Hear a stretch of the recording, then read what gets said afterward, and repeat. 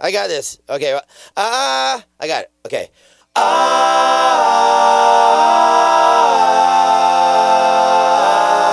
got some beers. Let's drink them, huh?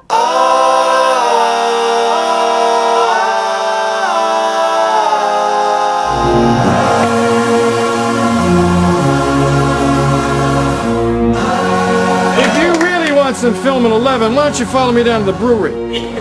I'll tie a bowling ball to my ankle, dive in the vat of beer. I'll leave this world the same way I entered my marriage, dead drunk! Hello? Want a beer? Hook it up! Hey, hook me up! Yo, Herb, take it from the top. 1, 2. Beer? This is how we do it. My mic sound nice, check 1. My mic sound nice, check 2. My mic sound nice, check 3. Are you ready? That's cute. I remember when I had my first beer.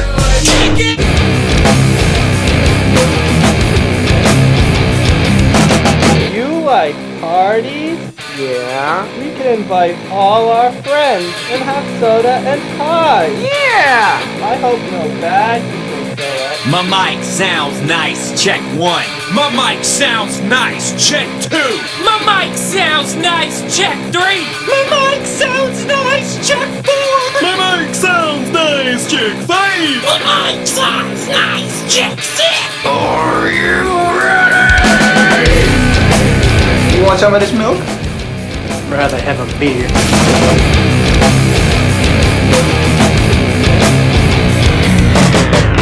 What do you guys give me if I kill that bird? Farver, that's a bald eagle. Get a wing, baldy! Yeah! Oh, what up? What up and what up? This is the Wort with Mike, Pete, and Steve, GubsRadio.com. We are live here on GubsRadio.com. We are also streaming live on Facebook, live on YouTube. Go to the Gubs Radio Facebook page and the Gubs Radio YouTube page and find us there, streaming live. And of course, all of our shows are on GubsRadio.com. And if you go tomorrow to all of our platforms, including, we'll talk about Spotify, we'll say a little iTunes, the Laughable app, full of comedy and galore.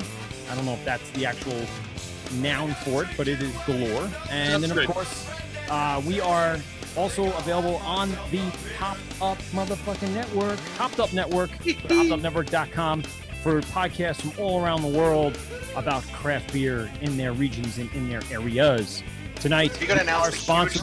Huge deal we got from Spotify following Joe Rogan? Yeah. Is that the Spotify news? That was the Spotify plug. There you go. We'll take 1/10 of what Joe Rogan got. I'll take fucking 1%. Yeah, and I don't know how much it is, and I know I'd be set for life on it. That's it. On 1/3 of 1% of Joe Rogan. Someone had to build the compound that he wants to build in Texas, so it's got to be Spotify.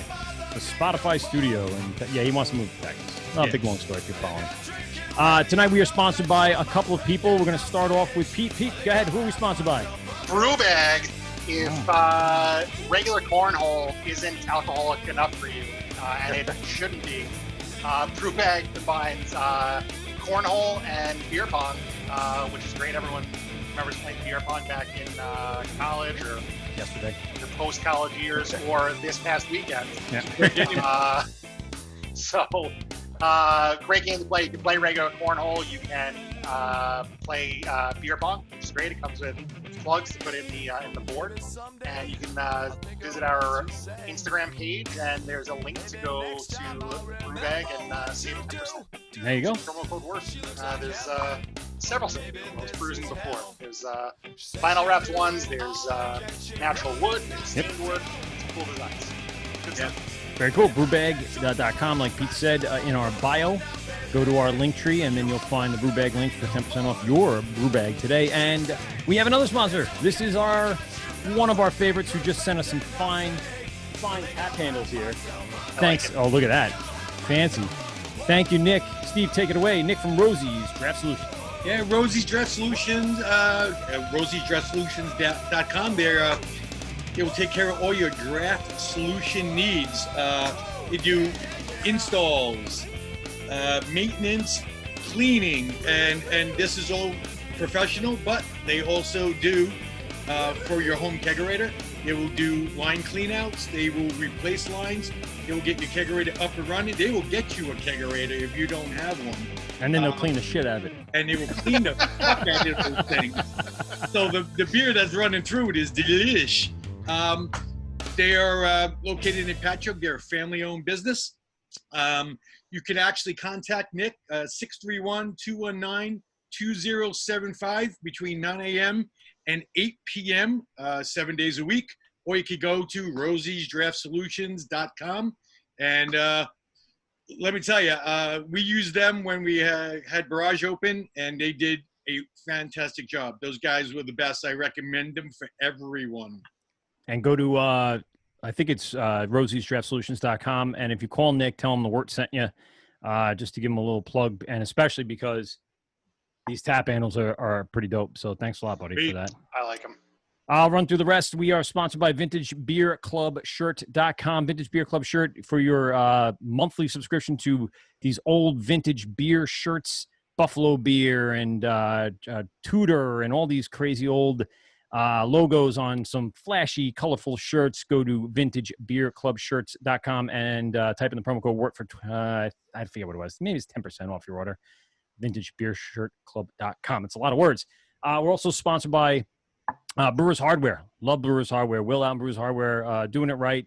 I don't know how much you guys, Dan, that you guys use Brewers Hardware, but I have a gift certificate I'm going to send you in the mail after tonight.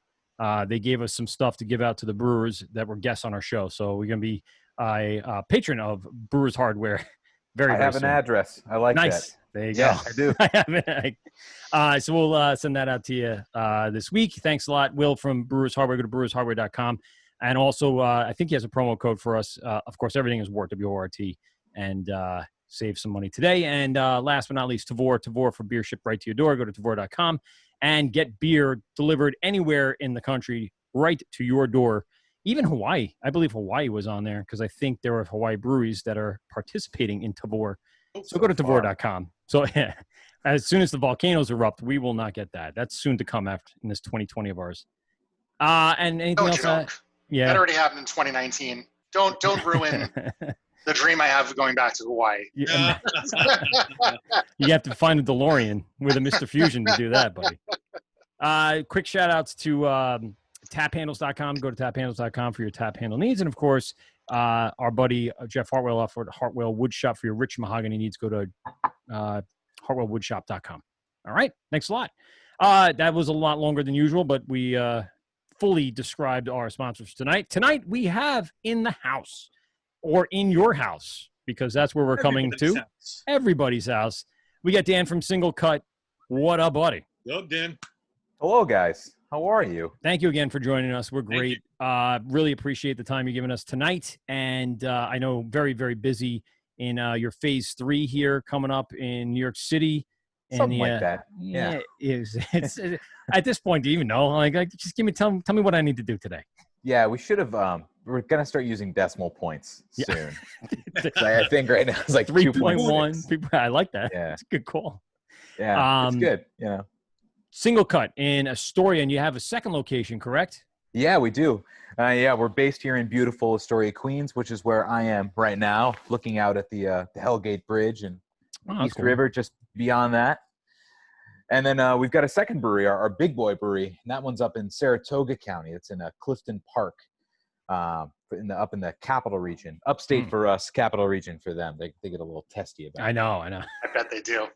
Yeah, they really, really do. They like it by their regions. I think that's why we've been getting it by the regions. They're just like, we are the Finger Lake region. Don't tell me I'm upstate. Yeah, it's very specific. I'm pretty sure if you're Quebecois, you're upstate New York, and everybody else is debatable. I was going to say, would it be the Canada region? I think that's it. Yeah, yeah. If you know what a polar bear looks like, in person, you've seen penguins visiting your brewery. If you can see Canada from your house, I guess we can have a really low rent comedy tour off of this one riff. Oh yeah, I'm gonna start booking us some dates for virtual. For 2023. We'll do virtual comedy tours. Charge people $5. We'll make a fortune. Market is rich. Sure, it has to be. There's nothing else to do. Even like Governor's Comedy Club, where we usually broadcast out of, they kind of moved outside. They have this big old area they call it the governor's patio. But unfortunately, it can only service like 30 people, whereas the club itself can hold, 200. And it's just hurting everybody, especially like these breweries, obviously bars, restaurants, and comedy Bowling venues, alleys. or any small venues for that matter, where craft beer can be served. It's got to be hurting those revenue streams.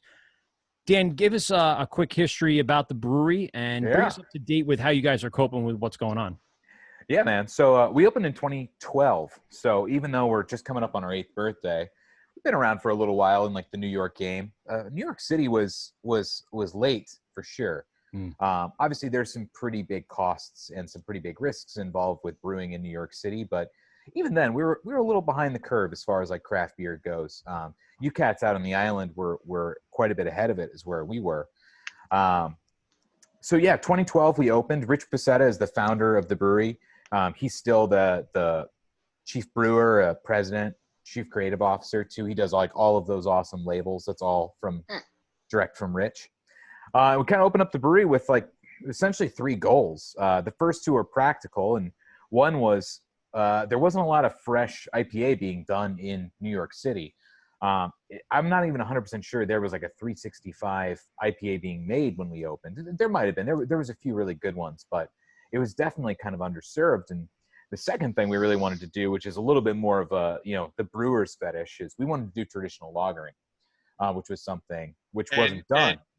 That's what turned me on to you guys was, oh yeah, when I heard that you guys were doing like real legit lagers, I was like, oh, this is going to be awesome. And it was. Yeah. It still is. And anyone out there making all the jokes about how brewers can't find a decent lager, they'll find them. Trust me, they'll network. All the brewers, complain, make lagers great again, because that's one of their go-tos. A lot of brewers feel that way. If you can make a good solid lager, it says a lot both about your brewing and, of course, your direction. So I actually had one of them. It wasn't in this. I already drank both of them, by the way, because they were delicious. Good props. It looked like a origami. Yeah, the Maibach. Yeah. All in all is all. That was great. Yes, there it is. Yep. That was kind delicious. of a mouthful, but I listen to you guys do your sponsor read. You're used to the mouthful, man. Oh, like a champ, though. VintageBeerClubShirt.com. I'm getting used to it. They're relatively new sponsors, so. You skipped over the www. No, I don't know. I am anti-WW. I'm anti. People say, then you might as well just go HTTP:// Just go ahead. HTTPS. Oh, right. It's got to be secure. Oh, that's right. Yes. Yeah. Well, I like to have Don't all take the shortcuts. I know. It's right on their label. It is. But yeah, the lager, Steve's right. Kind of set a tone there. So I mean, it's hard. I mean, 10 years ago, craft breweries weren't really making a lot of lagers, and it's kind of all early craft beer guests wanted to drink, more or less. I'm generalizing, obviously, a lot. Then flash forward, and there's great lagers now, and and guests want to drink it, but still everybody just wants to buy IPA. Which, no complaints. I mean, those are our 2 great loves. So we're happy to make all the beer people want to drink. But it's a little hard. Everybody's kind of 2020, the year of the lager. We've been saying that since 2020, 2017. It's great. It's just we got to stop acting like the whole world wants to buy expensive lager. It's just a little treat for us. That's all, and that's what it is. And that's kind of how we started the brewery, was that same concept. I mean, from like a value proposition, lagers suck. I mean, they're really expensive to make, man. I mean, that Maibach that you drank earlier today, that came out in May. We brewed that guy in March because we wanted to have a traditional Maibach. It lagered for basically 100 days for all intents and purposes. And that's like 40 or 50 more days than if you had made an ale in that same, right? Yeah, I mean, for that particular beer, I mean, that's almost 80 days more than we would have taken to make even a double IPA, And like our Oktoberfest, which we're super proud of. It's one of the cleanest and really most nuanced Oktoberfest I think it's on the market.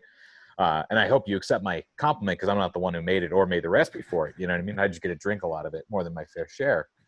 But we're brewing that sumbitch in like 2 weeks. Wow. And it's not going to come out until, almost the end of September. So the value proposition. So it's not coming out Labor Day weekend? It is not. I'm so glad to hear that. I love Marzens, but I don't want to drink them Labor Day weekend. Yeah, I feel you on that one, for sure. There's something about that, like. Well, they got to get the pumpkin out first. That's within I fucking hate seeing that. End of August. There comes the pumpkin rolling out. We're going to do an all-seasonal beer this year. It's going to be pumpkin, Christmas spice, spring lager with hibiscus for the summer. Nice. And it's just going to be poop brown. And that's the way I like all my the beers. adjuncts. That's right. And we're just going to get it all out in one shot. That's it. Sounds right. Check all And, boxes. Well, and the third thing we wanted to do when we opened the brewery is we're all big music nerds. All of us are musicians, different skill and accomplishment. I always make the same joke, but it's true. I mean, I'm on the low end of both of those things, but you know, we have brewers who are, you know, professional touring musicians who kind of gave it up because they wanted to pursue beer. Rich himself is a pretty accomplished musician who kind of segued into the ad game before he got into brewing 10, 15 years ago. You know, one of our two brewers is a former tour manager or recovering tour manager, probably as he would describe it, you know. You know, so that's really in our DNA. So we really wanted a place, and by we, I mean really Rich at the time, wanted a place to simply like have all the musical equipment, have a music venue inside of a brewery, which is something we've done since day one. And frankly, a place to put our giant record collection that wasn't, you know, in our house. You know, those are obviously stragglers at this point, you know. The best of the greatest hits. Quiets. Yeah, exactly. Yeah. And then we rock and rolled with that since 2012, growing slowly but surely. Really wanted to make sure that our beer got out fresh and kind of disappeared quickly. So, yeah, we got a little bit bigger each year, and then years 3 and 4 and 5 and 6 and 7 started to get a little bit crazier and bigger. And come 2018, we just couldn't sustain it anymore. You know, it's fun having a line outside of your brewery, kind of, but it's a lot more fun having people be able to get your beer and not have to like stress about it, which was really important to us. And for us, you know, we were very introspective in 2018. We're like, man, it would be great if you could go to like a nice grocery store and find our beer in the refrigerated section in a cold shelf. And is it the most expensive thing in the grocery store? Maybe, you know, for that area. But to be able to go get it, have it be quality, have it be fresh, really, really hold up, and not have to go and labor for it, you know, that was where we were at, you know. You know, people who are into like craft beer hobby and are super into the line culture, we totally get that. We've been there too. We go and hang out at our friends' breweries sometimes, wait in line, get the release, all that. That's a lot of fun. But, you know, at the same time, grabbing a 4-pack of super high quality stuff and enjoying it in your backyard was a little bit more what our DNA was. So when we purchased Singlecut North in 2018, that was really our whole backing behind it. Was we need to have like the muscle to be able to fill that demand the right way, be able to keep up our quality the way we want. And we were super fortunate that we were able to find that opportunity. And we put together a staff who was just like, I'm gonna well up a little bit. They're making me so proud. The brewery North, what size is that compared to what you guys have in Astoria? It's a big boy for sure. Actually, both of our systems are pretty big. So Steve, I know you're a brewer, so I mean, like, so Queens is a 35 barrel system, so it's an oversized. I mean, I think it's 30 on paper. It's 40, you know, for all intents and purposes. And then we brew out into 90 barrel bright tanks, 90 barrel FEs. That facility, without killing ourselves, does about 10,000 barrels a year. Wow.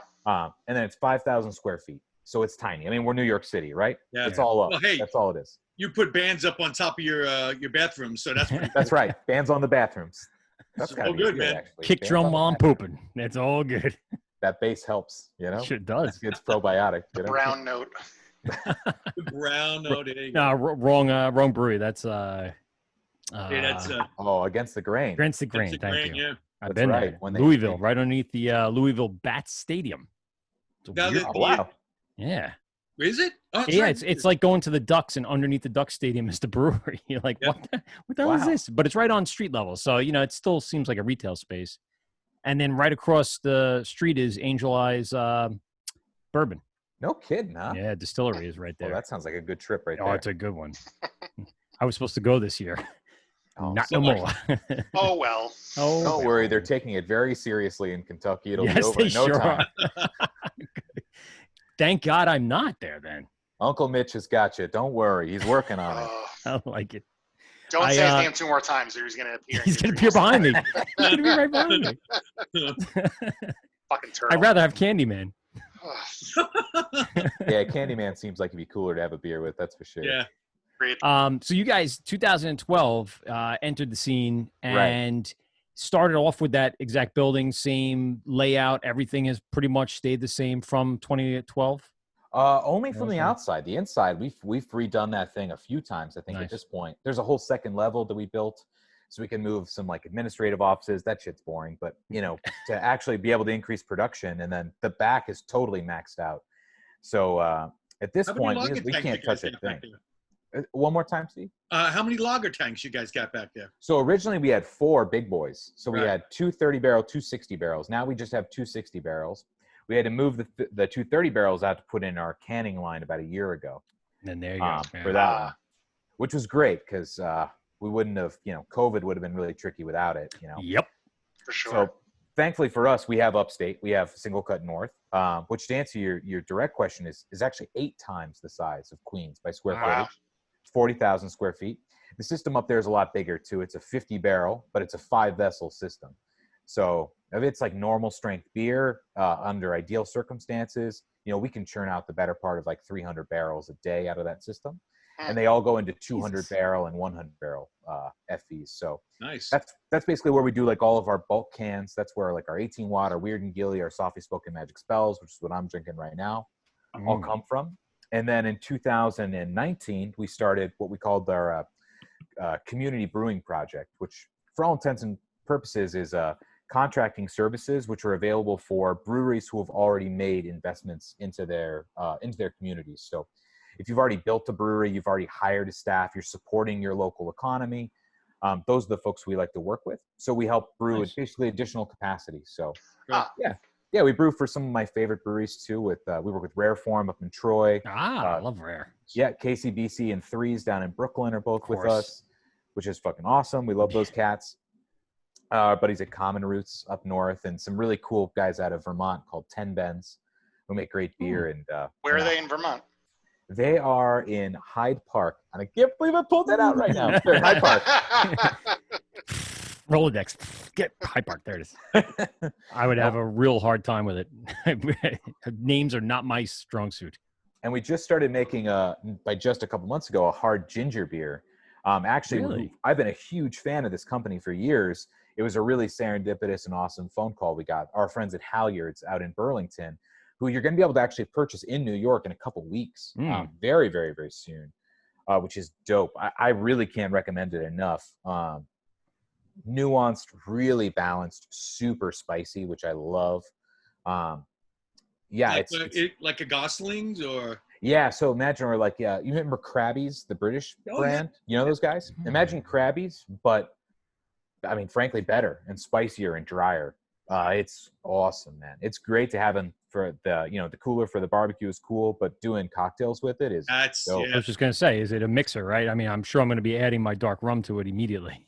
Oh man, dude, how good is that in the summer too? Oh, I mean, I've been drinking margaritas, and I haven't drank hard liquor in a long time. 20 years as a bartender, making so many, I just was like, I can't drink them. And now, 2 or 3 years left of it, I'm like, kind of want a margarita, not rocks. I'm not, going crazy, but it's one of those things, like I used to love my dark and stormies. And as a bartender, I'd make them behind the bar, just have them to sip on throughout the night.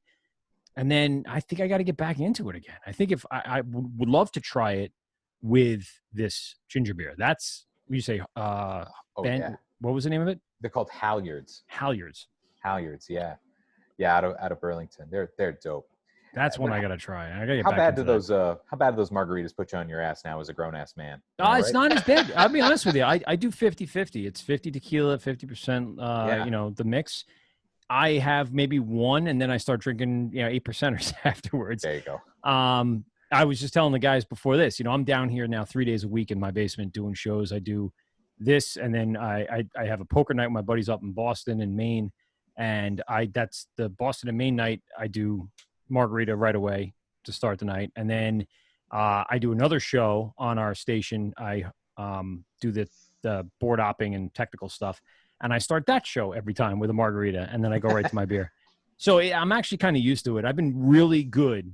I don't know about you, but I've been really good during this to not start drinking before 5. Today was a little bit of an exception.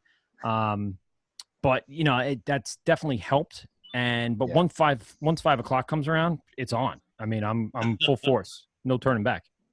So I've been. It does hit you hard, a lot harder than even the 8%ers do. What's your drink, Dan, other than beer? Oh man, yeah, we're margarita fiends for sure. Nice. Yeah. I'm not holding down. You'll find me passed out in the garden out in front of our apartment. That's where I'll be at. Yeah. We've been crushing a lot of micheladas lately too. You guys mess with those? What is that? I saw that on help me out here. That beer account we all love. Why can't I think of it? No chaser. No, never mind. I'm sorry. What is a michelada? I'm glad you weren't asking me for help because I have no idea what Instagram accounts. Wort Wrangler. Sorry. Yes, Wort Wrangler. Of course. Wort Wrangler. Michelada is like kind of an ambiguous recipe. You know, it's like different people have got their different ways. But basically what it is, for all intents and purposes, you want like a no-fail version. Ice, Clamato, Okay. beer of your choice, lime juice, some salt if you're into that. I am. Yep. Hot sauce to your taste. And Almost like a Bloody Mary with beer, kind of. For all intents and purposes, yeah, for sure. Interesting. Yeah. I mean, if you can, you know, depending on your access to stuff, you can definitely dress it up. But I guess the same as the Bloody Mary. Sure. The flavors like maybe trend a little bit more Mexican than New England, but aside from that, like it's pretty similar. And we made a pretty dope breakthrough yesterday after years of, you know, going with the Mexican lager to make it, which is delicious. We ran out of Mexican lager yesterday, simply. We went through all the Modelos, and then we had Echo of Nothing from Threes, who are incredible lager makers, by the way.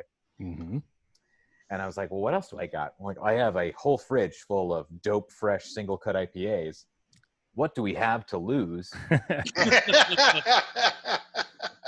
And we mixed it up with some of our Super Bonbon triple IPA, which is I haven't like had that in a while. Wow. That was a big boy. That was fun. That was our little COVID treat to ourselves.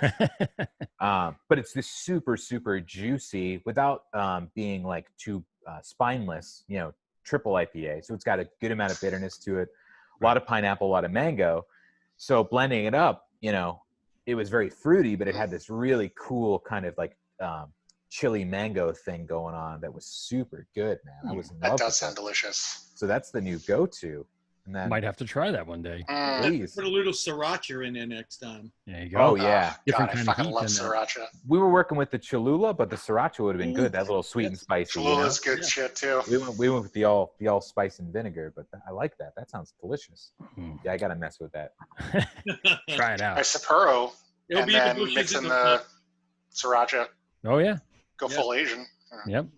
Keep it nice and dry. Yeah, I love those Japanese rice lagers. That's my like. It's so fucking great. It's just a no frills, really clean lager. I love it. Love Sapporo. Love the can too. Oh, dude, you talking about the hard shelled ones? Yeah, it's not perfectly spherical. It's nice. Right. It's like a good sexy waistline. Yes. It's got some curves to it, man. It's got some juice. I don't know why I think of it that way, but never mind. I'm gonna leave my comment. That Sapporo's got some hips. Love it. They sell them by the singles in my bodega, so that's an easy go-to. There you go. Of course. Yeah, so I've been to. I won't say been inside, but I've been outside of Singlecut. I think there at the time was an event going on. So when I did travel over, I couldn't make my way in, but there was a local store. I mean, probably right around the block. And they had plenty of your stuff right on the shelves. So it was very easy to find. And we've been getting it out here, actually. Today went off, I was mentioning before the show. Oh, nice. Yeah, Pete brought over Electric Blue. I drank the one that I had immediately. And then I was like, I need more of the single cuts. And so I went to probably a block away, and my guy had it. He had two. He had the Electric Blue, grabbed me a 4 of that. And then the other one is, I know what it is. Did we say it before? That's Stank Weed. That's Stank Weed right there. We try and get to kind at all times. Yeah, there you go. That is good. Oh, is this real life? Nice. Yeah. Probably not. It's probably a simulation. Yeah. Well, that's where the can art looks. I've seen that. I Yeah. think I've had that one. That one's good. So I've had a number of them, and one of the great things about Singlecut has always been its identification on the shelf. I think it stands out to me. A lot of the artwork kind of pokes his head through other things because of not only just what it is, but it's almost, I like more simple things. Just simple. Here's it is. This is what it is. And I also love it's always that the crown. Yeah, the crown. The crown is and then to me, it's always that side label. That side label is what I'm looking at every single time because it gives you exactly what you want to know. Tells you the IBUs. It tells you the ABV. Of course, it tells you if it's a dry hop, a double dry hop, or whatever it is.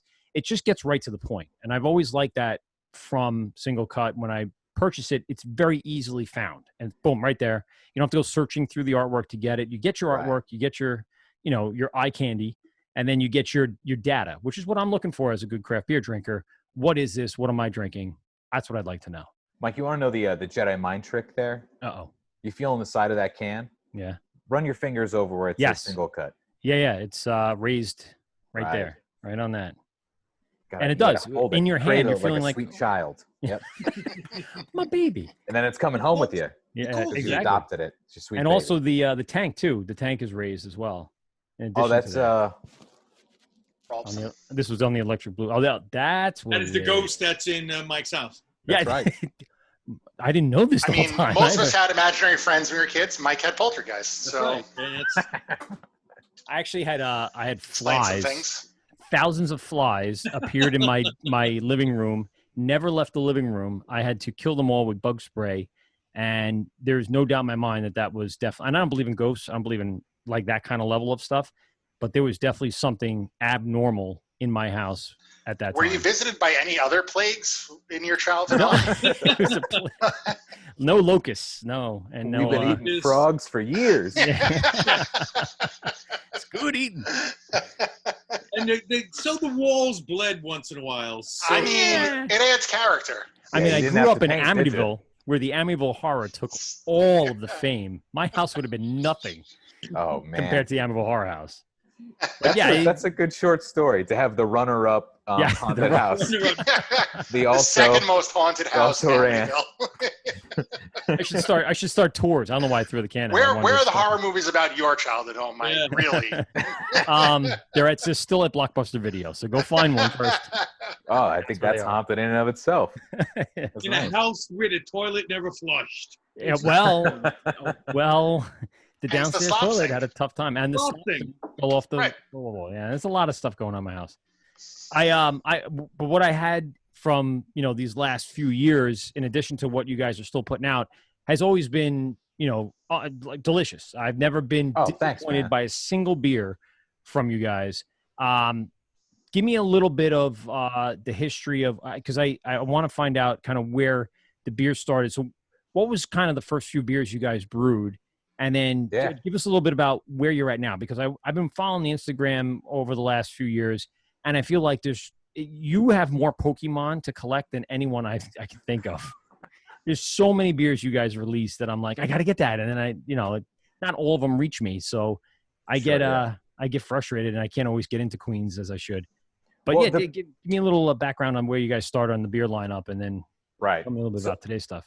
Our OGs are still with us for sure. Because our first beers were 18 Watt, Dean.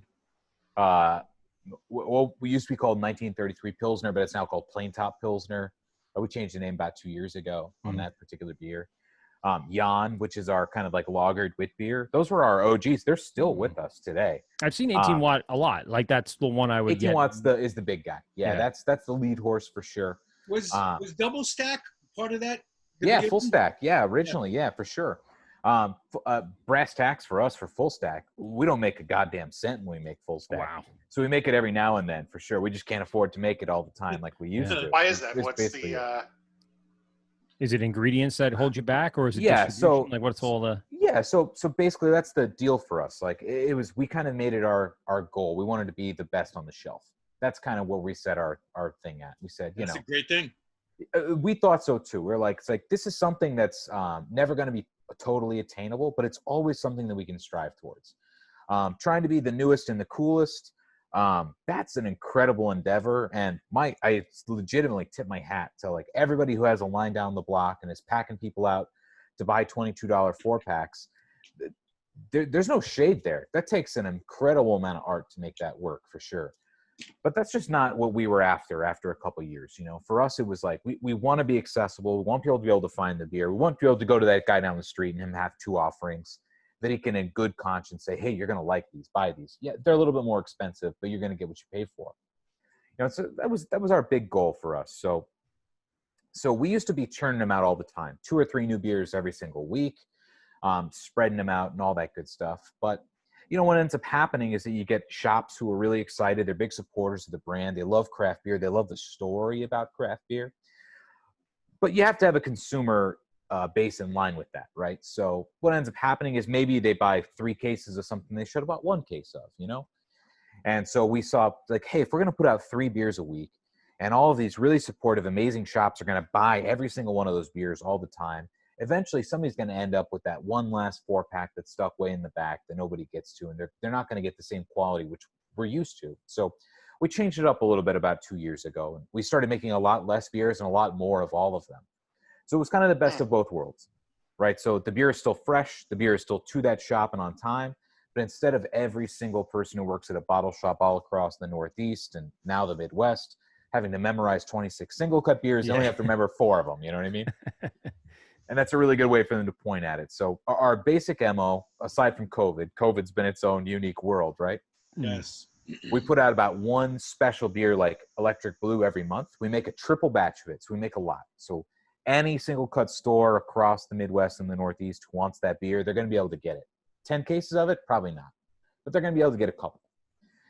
And then upstate, we make the big dogs. So we make Weird and Gilly, 18 Watt, Softly Spoken Magic Spells, Plain Top Pilsner, and then a couple other little side players. And those guys are available 365. You can find them at great grocery stores all across the Northeast. And that's been the MO. And frankly, that's been perfect for us. Everybody gets fresh stuff. Everybody gets something new every month. I also do all the social media and all this stuff. So it gives me only one thing I have to talk about because, man, you got to be like 20 years old to do that shit these days. That is way too intense. Way too much. Yep. It is a lot. It is a lot. Non-stop, man. 3 a.m. I mean, people with the questions. Oh, with the questions. Oh. What's the weirdest question you've ever gotten via social media? Oh, nothing interesting, which is the worst. You know what I mean? Nobody. You guys have bathrooms? Like, come on. Really? No, that's honestly, it's that stuff all the time. Yeah. Are you chinchilla friendly at the brewery? Chinchilla. Only Usually chinchillas. It's like, hey, what time does the tap room in Saratoga County open? You know, look. Do you want to respond like, hey, Google probably knows that too. I don't think I need the direct message. Yeah, I mean, like, I've definitely wanted to throw out that Google leak a few times. Let me Google the way that I for think you. about it, and forgive me because I know this is like the most corporate answer you can have, but like we fucking work really hard. I know those people work really fucking hard. And if they took the time to message me, they obviously just didn't think about going to Google. So that's cool. You'll always get a sincere answer, I promise. Come on, we all know what the worst question is. Hey, what do you guys have on tap? Oh my God. What cans do you have right now? I expect you to give the whole list with Yo, everything. I got to write you an SAT for that. Like, that's nuts, man. It's like, hey, just go to the website or go to beermenus.com or go to, whatever. That one, you'll always get that response from me. Just from I mean, I'm going to have arthritis at, 50 years old already. I don't want it, I think the easiest way to, do it, and most of the breweries are doing, is just go all through social media and direct them to one place where it all is. So singlecut.com. If you go to singlecut.com. Singlecut.com. And singlecut.com. Sunday. $10 gets you the whole seat, but you only need the edge. You guys have been doing New York City deliveries for a little bit now. When did that start? When were you getting excited about that? When did you have enough beer to do that? Right. So, so here's the kind of the story for all breweries in New York State, and some inside baseball here. But for all intents and purposes, a lot of breweries in New York always could have done delivery and always could have direct shipped to consumers, but didn't because of essentially like an unspoken pact with the wholesale companies. Correct. Yep. Which is, it's fair. It's business and it's business. You can argue it both ways. Both sides are totally legit. Like a lot of things, COVID really erased the rule book. So a lot of breweries jumped into it. For us, it's something that we've always wanted to do, and we're just kind of respecting the truce, for all intents and purposes. We have some additional licensing at both of our breweries, so we can do that legally and within compliance. Not just during COVID and all of the super cool benefits that the governor's office gave out. Not that he needs any more accolades, because he's like the media darling of 2020. But checking any political affiliations you might have, just as a brewer, and when working for a brewery, the Cuomo administration is the beloved of all brewers. That's for sure. Over the last so many years, he's changed so many laws, just making it easier to get permits, get licensing. I mean, how many years ago was it where you weren't allowed to have a pint in a tasting room, and then without a tour? It changed, and those are huge for brewers. Huge. Totally. And then this year pushed a whole bunch of stuff before COVID. I mean, so we don't have to pay sales tax on flights, which is an amazing and super impactful thing to give. Wait a second. I didn't know that was a thing. It's a thing, yeah. Wow. I mean, it's all about encouraging tourism for out of state. And when you have so many roads cutting through New York at all different stages from so many different places. Now, I do have to say, the Brewers Association, New York State Brewers Association, lobbied for that big time. Paul Leon, big ups forever, PL. That man is the king in my book. Yeah, he's the man for sure. He got a magic tongue. Knows how to get stuff done. I'm not touching that one, but yes. No, me neither. Thank you. Paul's the man. That's for sure. And then when COVID hit, the Cuomo administration and Vince Bradley, who was in charge of the SLA, they got a lot of shit done real quick. So they allowed everybody to take out, including restaurants, which was great. Kept a lot of restaurants on their feet in incredibly difficult times. Gave that go-ahead for delivery for people who wouldn't have the correct licensing to do it on a temporary basis, but have been very, very thoughtful in their extensions of it, which is all great. So for us, delivery is here to stay. It's a huge part of our business. It kept all of our bartenders employed, more or less. Became delivery people, right? I mean, pretty much jumped in their cars and were delivering to doors.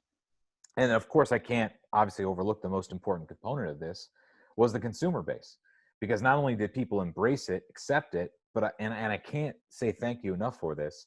For the months of the end of March and then in April and the beginning of May, our deliveries saw about a 20 to 25% gratuity average. Wow. Which is a fat tip anyways. But when you think about buying a case of beer, which is going to cost you about $100, right? People just dropping 20, 30. We even got a couple $100 tips for our delivery drivers. Oh, that's awesome. Incredible, man. And so that's been something we've totally embraced. So we deliver to Queens 7 days a week. We deliver to Manhattan a couple days a week, the Island, Hudson Valley, Brooklyn, Staten Island, wherever you are, we'll get beer to you. It's what's kept us going. So, I mean, I'm sure a lot of the people in the local neighborhood in Astoria can walk to it. So it really definitely helps. And even so, if they didn't want to walk during the height of all this, didn't want to even go out of their houses. But now, I mean, you still are able to reach people beyond where you could ever reach before. Like you said, Hudson Valley. I mean, who would be coming down? I mean, maybe on vacation, but who'd be coming down? But now they can get it delivered right to their door. And it's for sure. Easy. I mean, low cost compared to what it would cost to take a vacation to come down. Just get it right to where you want it. Yeah, it's great. And I mean, our Hudson Valley guy is another one of our bartenders who can't work right now and instead makes it up by doing these deliveries. I'm not going to sit here and say that it's, apples to apples. Of course, the world is very different right now. But for a lot of our staff, they've been able to work just as much, hopefully taking home just as much. I don't want to venture into other people's pockets, but I think that is the case. Good. And I'm happy to say it'll be here for us 365 for forever. Delivery's not going away. And frankly, man, when that couch is feeling right, it's feeling right. It's true. We love having people to the brewery, but if it means me being as lazy as I can, with just getting the doorbell ring, right, answering it on my phone and saying thank you. You 21? Yep. Bye bye. Thank you. When Netflix is asking you if you're still watching, it's probably a good day to get delivery. You know what I mean? Indeed. Good point. Yeah. Are you guys open now? New York City, or is that considered like? We're not for either, though. No, we're being a little conservative, but we think that's the right way to be. Good, yeah. For as us, long as it's yeah. not hurting business, you're not going to truly, suffer even more of a step down than where you're already at. Right. I think you yeah. might as well. Why? I mean, if you're treading water, then continue treading. If you see any trends in any direction, then you can make the appropriate changes with the phases the way they are. Yeah, that's kind of where we're at. Yeah, it's Yeah. like, if you're in straits where you need to be open right now, regardless, hell or high water, you got to be open. Like, you're going to go out of business. Your family isn't going to be eaten if you're not open. Then that is what it is. You know what I mean? That's an assumed risk that your consumers take. It's an assumed risk that your employees take and you take. We support that 100% for sure. Mm-hmm. I mean, go get them. Just we're blessed that we have other revenue lines because we're a unique business. We distribute 9 out of 10 cans. 1 out of 10 of them we sell in our tap room. So for us, we have other means of keeping the lights on as it stands right now. So very fortunate. That's good. It's incredibly fortunate. Yeah. So by no means do we begrudge anybody who's open right now at all. It's just we're privileged enough to be able to make that call to be a little conservative. So we're choosing to do that. So for New York City, we probably won't have that tap room open in any recognizable form to like what it used to be until after Labor Day at least. Mm-hmm. We're looking maybe more in like October range. Okay. And then for upstate, we were actually ready to open up a big beer garden about a week ago. But they've kind of had their first kind of sightings of maybe there's a little bit of a spike again. Yeah. I think maybe spike is too dramatic of a word, but trending the direction nobody wants to see it. So we went ahead and postponed that as well. That'll be kind of a Labor Day or after endeavor. But and you guys did that on your own. Yeah, that was our decision for sure.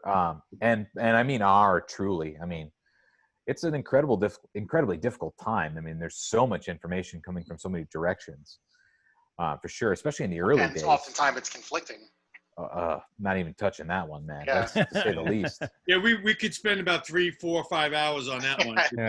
Yeah. I mean, not even getting into that one. But we in March, the week before the shutdowns happened, we had some staff members who have a ton of ownership in our brewery. That's something that we really like to foster. We always tell folks, very cool. If you're doing your job, somebody should think you're the owner at some point.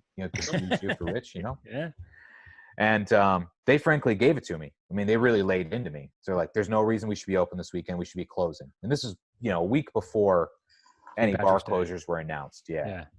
And, for us, we're still a New York City business, New York City based business. The hustle it's in your blood. You don't say no to things. And no, they laid in and they didn't let up. And I took it, the only way I could. I mean, it was done with the best of intentions, and they were totally right. So it was nice to be a week later after we'd been closed for a week, get a talk with them, and just be like, "Yo, see, thank you for being so intense. You were totally right. We got a million things going on. We were waiting for the state to say to close, but yeah, we were ready. Close early, be safe, better than sorry. And the flip side of that is, definitely.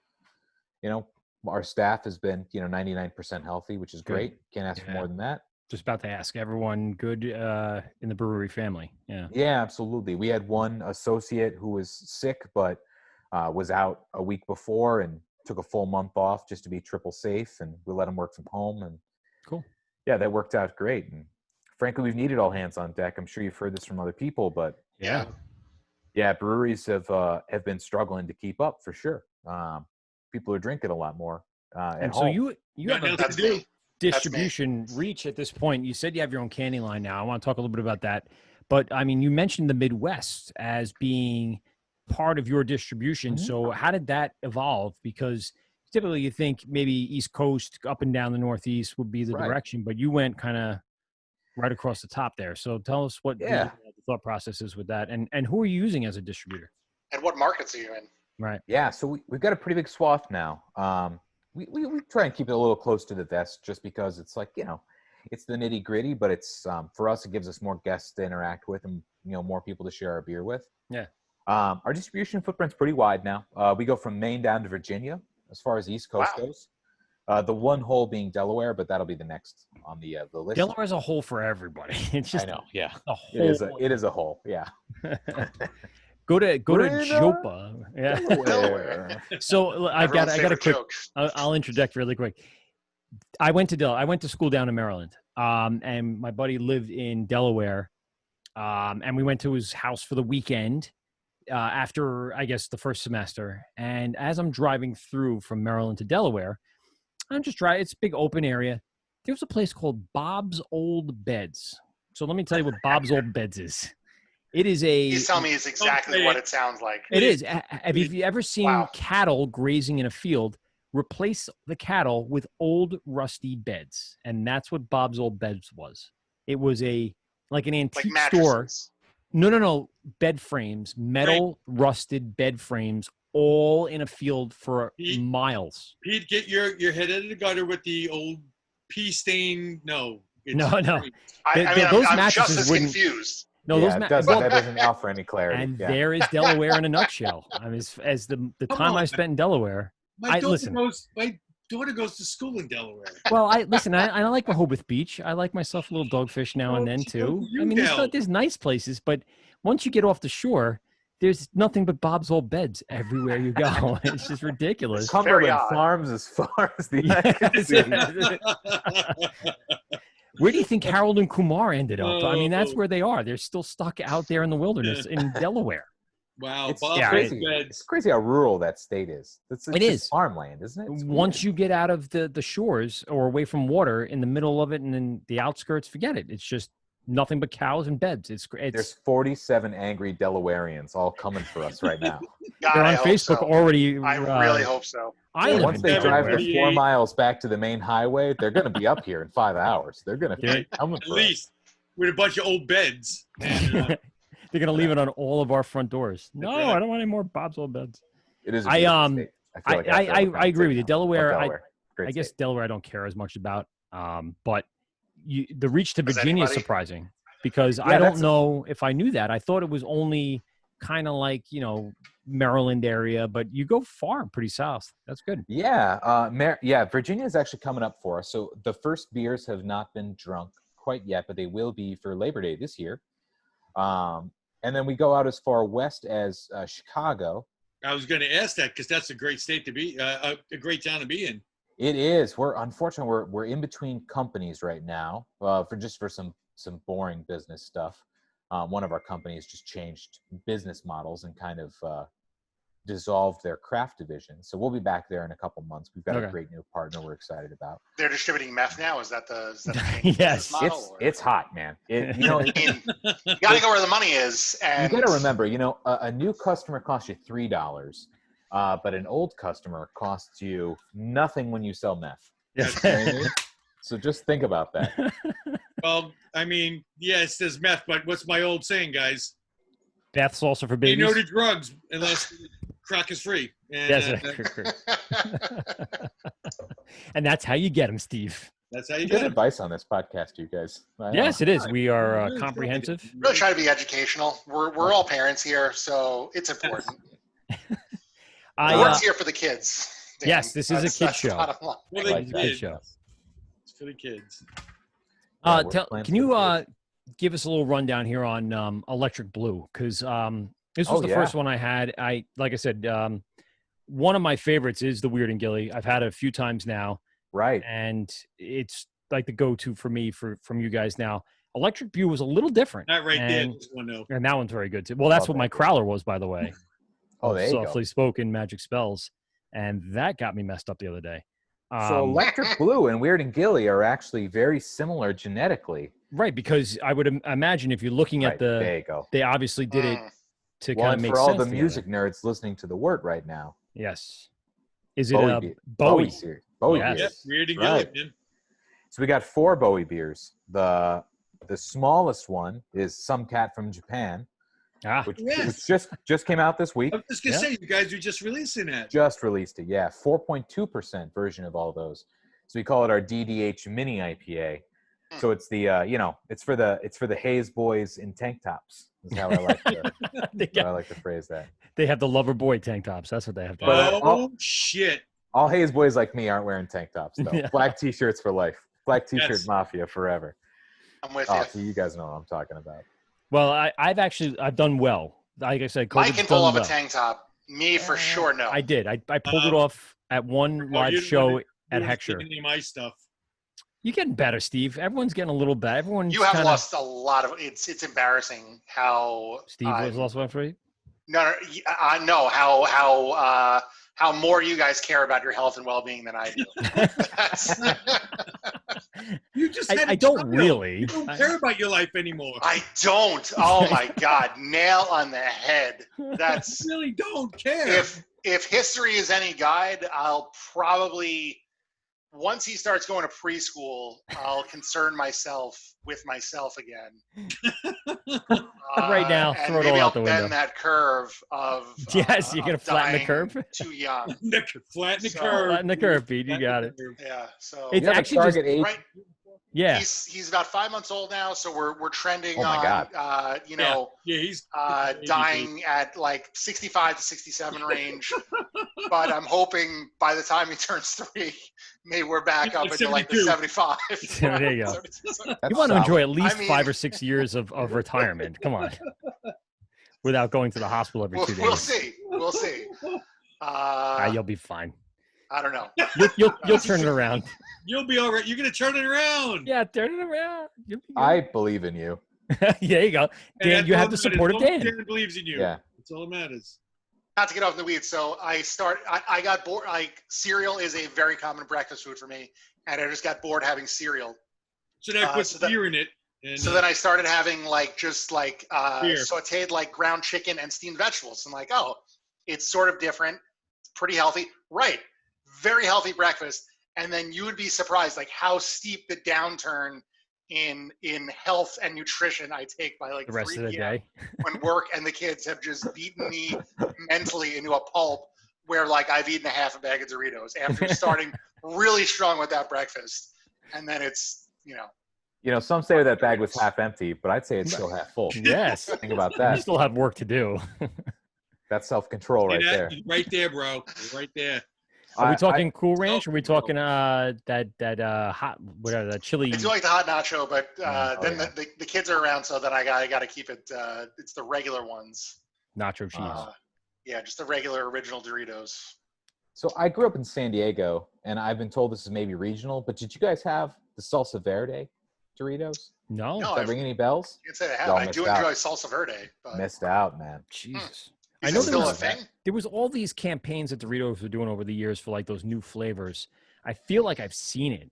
I don't definitely It was haven't the green had one. There was the blue one, the red one, and the green one growing it. up. Really? Is it still around? I don't know. I assume so. I hope so. It was definitely the best. We'd hope so. God, now I want to make salsa verde. It was basically just like it was just a cooler ranch with like chili powder in it. It was pretty good. Nice. It was pretty solid. Well, they make that it's chili something, whatever it's called. It's the purple bag now. Oh, that's like the sweet Oh chili, yeah, right? sweet chili. That's Yes, thank you. That's tasty. That one I like. It's addicting because the heat isn't overbearing, Right. and you just keep going. You're like, yes, more heat, more heat, more heat. And it doesn't turn it up. It just kind of levels off. It's nice. I don't want my snacks being sweet. I want them to be Spicy, vicious. savory. Old and slap you in the face. And, Yeah. I want salt and fat, you know? yo. Bingo. Get that Bingo. sugar right out of here. I found a place up in Rhode Island that actually I'm going on vacation next week, and the place is called Duck Fat.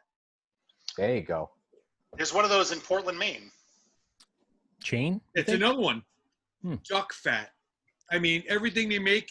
Duck fat milkshakes. yeah, there's one in French Portland. fries. I've been to that. Yes, Yeah. I've been there too. Yeah, That's my wife right, and I yeah. went there a few years ago. All Oh. poutine, duck fat. Yeah. There you go. If you want, I'll bring you a tub of duck fat home, Pete. There we go. Oh, don't tempt me. You Don't. can have it for breakfast. With, Is that your You're all top in at this tier point. animal fat? What's your go-to? Mm. I'm gonna cook something in this fat. I mean, Oh, yeah. pretty boring.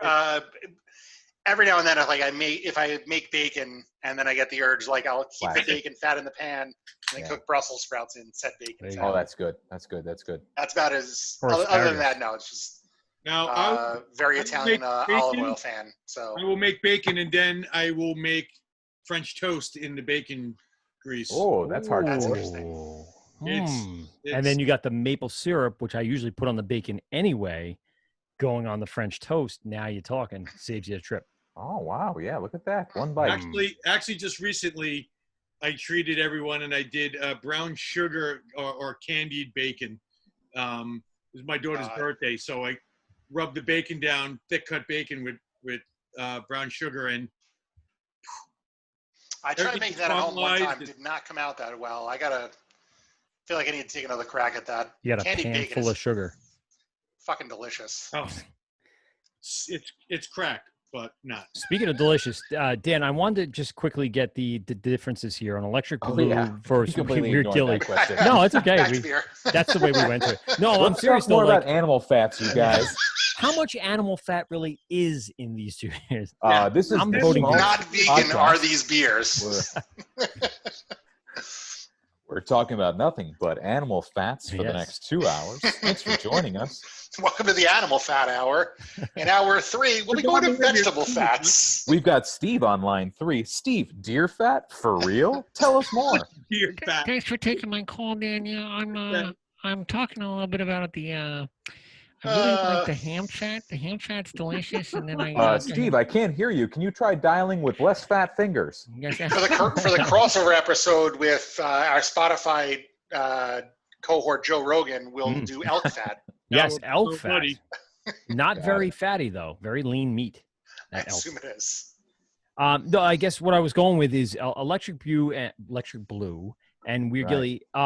They definitely have distinct tastes, but yet they probably still have the same base, right? So we like to do that a lot. We have a lot of beers that are kind of like yin yang is maybe like a little bit too dramatic, but they're like we call them like sister pairs, where it's like they've got a lot of similar genetics, but we take them in very, very different directions. So not to get too nerdy about it, but that usually comes down to like fermentation temperature and duration, dry hopping rates, yeast strain or something. For sure. It's incredible. You can have the exact same recipe, but if you let one have a slightly different gravity, final gravity than the other, one be a little sweeter than the other, they could be completely different beers, which you can be blindfolded and blind taste test, and 10 out of 10 times you'll say, oh, those are totally different, even though there's 100% of the same raw ingredient.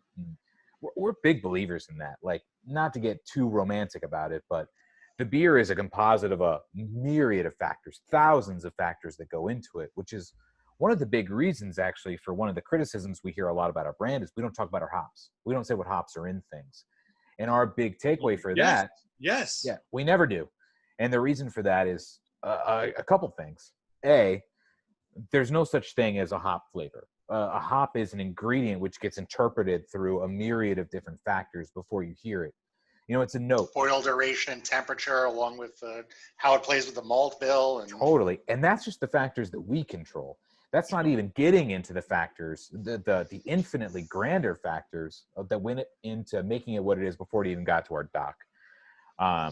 You know, we had a recent issue with that where we don't do featured hop beers. None of our beers have one hop or even have three hops, with one being the big thing. They're all big community efforts by big blends of hops that we're constantly adjusting and reassessing all the time, because there's terroir. So you guys are on the island, wine country, you know what it's about. How much moisture, what kind of soil content, how much light are you getting? All the time. Just depending on the year, temperature, a grape will change, and then that wine's different. It's the same thing with beer. 100%. Your malt, depends on how many carbohydrates, what's the protein ratio, what was the moisture, and then that's just grain. Now you're looking at everything else, different hops you're putting in. How was the year? Was it dry? Was it a bad year? Was it a good year? Was it the one thing I was told by when I was at Seibel, it's lucky we can make the same beer again and again, just from the variables that we have. Yeah, and it's like, you know, brewers, we kind of worship Anheuser-Busch, which is a weird thing to say. Nobody expects brewers to say that, but the level of consistency. Right.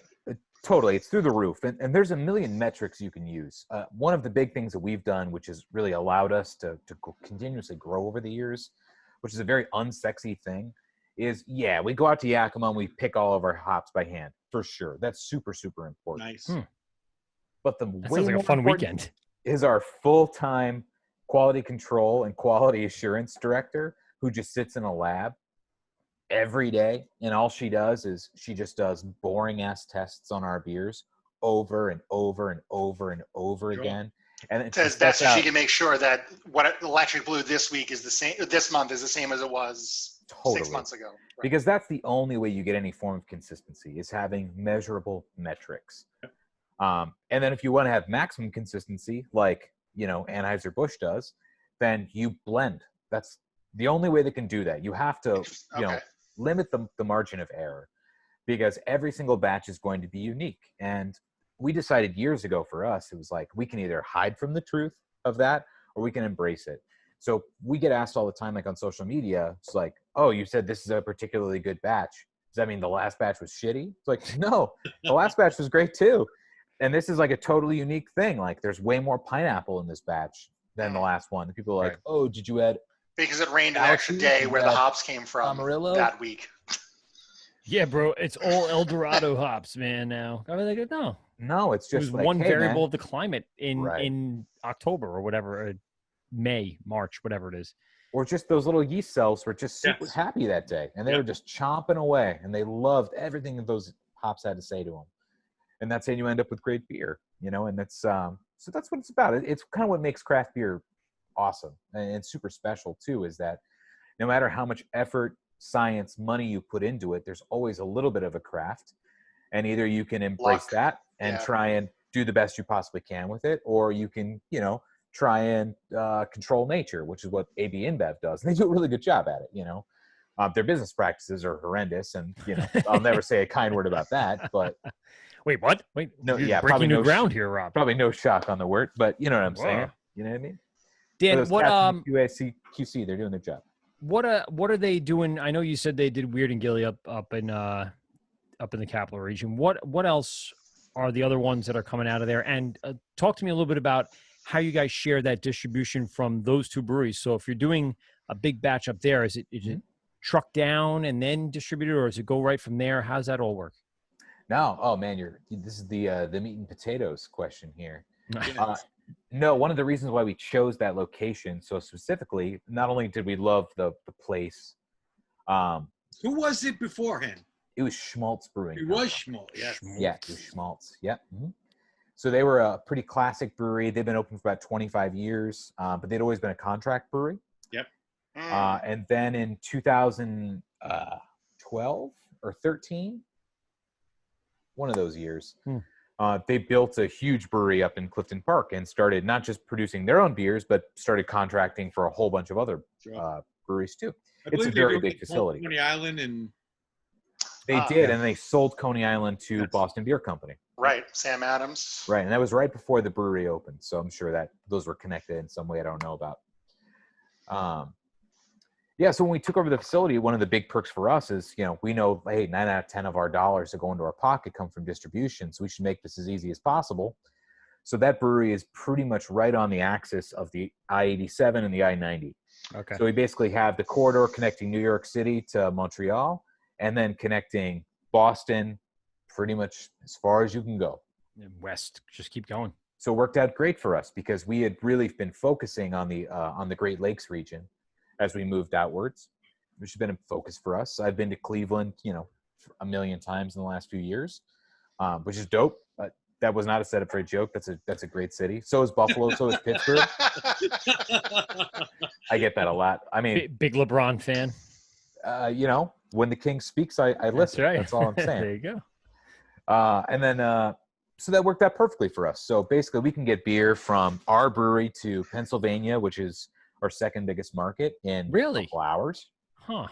I see. I would have pegged it as more like Massachusetts or Connecticut. That's a close number 3. Okay. Yeah, it's Massachusetts. Connecticut's great too. It's just smaller, like all things considered, I know I've had Single Cut in Boston. I remember being in Boston. Oh shit, Old Reliable. Let's go, bring it on. 18 wide.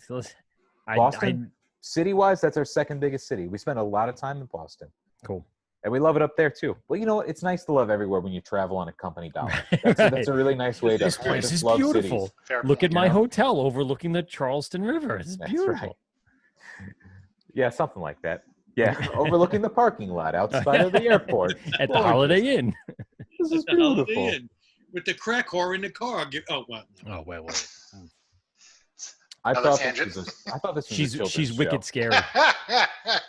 Wicked scary. It's wicked scary. So logistically, it just worked out really, really well for us. Rich lived in Canada for almost 20 years. Really? My whole family, aside from myself and my siblings, are Canadian. So we've got a bunch of Canadian blood in the brewery. That's why you know what Quebecois is. Got it. That's right. There you go. Got it. Just I mean, get on the 87. Just keep going. Super easy, man. So that's kind of like the next place to conquer for us, which is really cool. Unfortunately, Canada is very free and easy with like their civil liberties and their way of life. Extremely controlling when it comes to alcohol, which is a little inconvenient. But otherwise, that'll be next for us, and that's kind of a big perk of being conquering the Great White North. That's where I was going with it, because they have a lot of. We've actually talked to a few breweries up there. We've had a couple call into the show. Right. Last year we were on this like the Canadian kick, and I was DMing people and asking them to call into the show, and they did. They actually called in. We're talking about it. What is the biggest hurdle to overcome to get distribution up north? Oh, it's 100% the province. Yeah. So obviously the two big ones that anybody in the East Coast are interested in is Montreal and Ontario. Right. Ontario has like a very straightforward process, but there's just a lot of like levels and tiers, and there's like a lot of very intense waiting periods and verification periods. I can't fault any of those things. The intent is all good behind all of that. You know what I mean? But it's 2020. We have computers. You know what I mean? We don't have to fax things anymore. No dittos need to be printed. A big brewery is going to deliver a safe product. I would say 99 out of 100 times, but that's way too little. I mean, it's 999 billion out of a trillion times. Right. But I appreciate that. Have you guys? So none of your cans have made anyone blind so far. Just me on Saturdays. In the bushes. Yeah. You guys thought about going across the pond, going over? Because I know I've spoken to a few breweries that, over in Europe, they now love the American IPA. Like they sure do. I mean, they can't get enough of it. They cannot get enough of it. We distro in the UK, and that's going to be stepping up a lot in 2021 with some super cool news that it's not shareable yet, but the second or 15th time I'm back on the Wort, I'll share it with you. There you go. The second. We've been in Sweden for quite a while, actually, which is great. Really? What about Japan? Because Japan, is and Japan. Yep, you nailed. Those are all of our markets. I have a couple of friends that live in Japan, and they said the craft market for our USA beers is it's like here in the States where how we have shippers and you have all these different clubs that trying to share. Japan is the same way. They can't wait to get their hands on American IPAs. So we launched Japan in early 2019. And we actually did a really special beer just for the Japanese market that we called Big in Japan, which is every beer we do is a musical reference. That one's like a 4-way one. It's kind of a Tom Waits reference, but it's also this reference to this super cool project we did. We share some family with an ad agency in Toronto called Zulu Alpha Kilo, or just Zulu for short. And they're like very much the cool kids of Canadian marketing. They approached us with this idea of like, hey, we have this super cool idea for a beer launch. Do you have any, upcoming things? And we said, oh, hey, like we just launched Japan.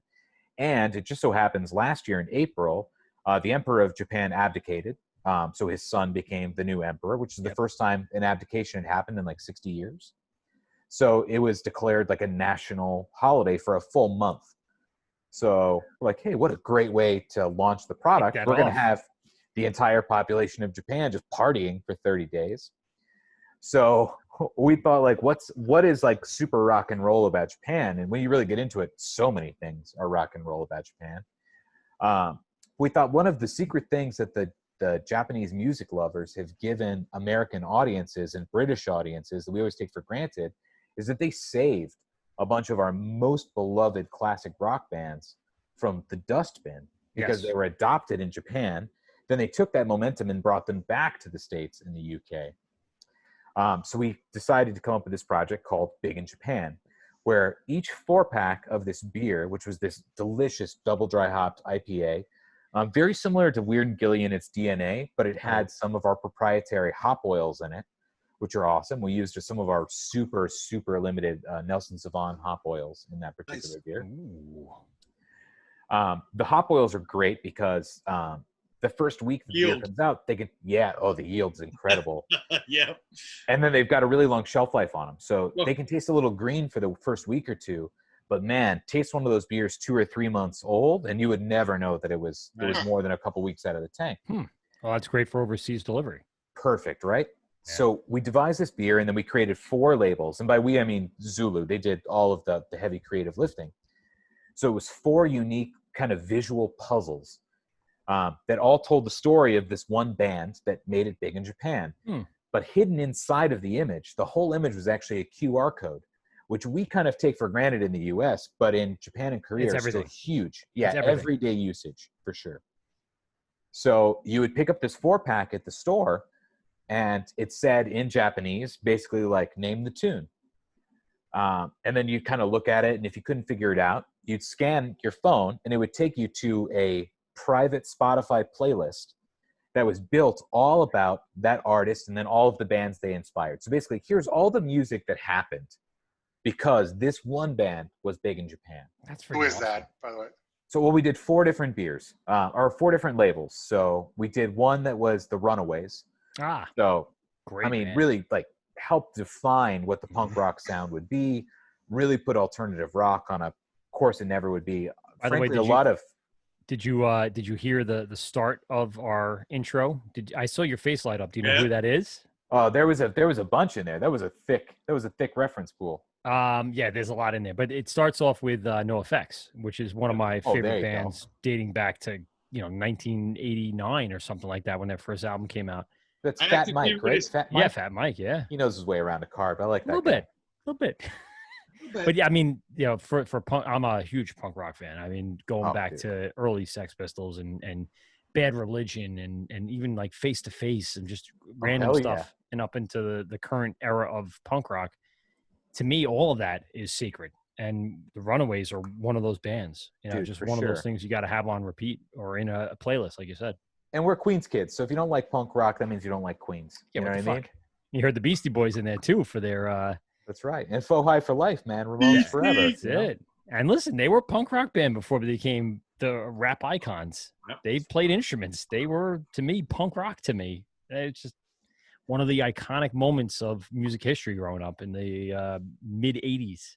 So, I mean, it's thick, and it's an international conversation. Like music takes off based off of like who gives it love and vouches for it. And thank God, like all of our Japanese homies over there, like we're really like, picking up on something that we missed. And there's a couple more in there. Deep Purple was a big one. Queen actually was another one.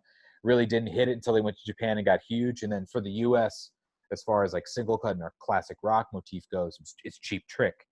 Cheap Trick was just a down and out, burned out band. Went to Japan, blew up. Playing the Budokan like year 2. You know what I mean? It's crazy.